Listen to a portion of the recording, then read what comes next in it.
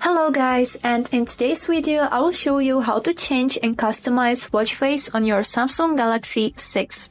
Let's get started, but don't forget to follow to see more useful content. So firstly I will show you how to customize the watch face right on the watch.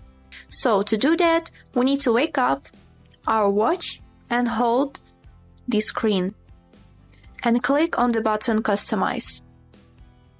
Right here on the first page you can choose style, whichever you like, by moving this circle around the screen.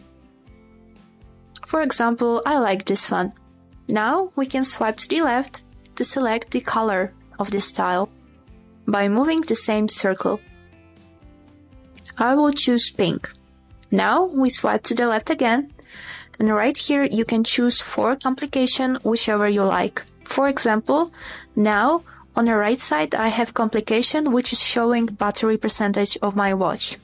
On the bottom one I have my actual BPM, and on the top one today's date. After you are done with customizing your watch face, just simply click on the home button to save all of the changes. But if you met a problem when you checked all of these styles and you didn't like any, don't be upset. I know how to solve this problem. You would need to open Galaxy wearable application on your phone and click on this button Watch Faces.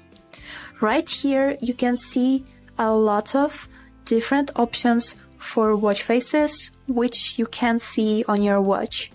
For example, here you can see tabs as graphical, informative, health, classic, simple, basic, and a lot of more. And if you swipe to the left on every tab, you can see even more options than you can even imagine.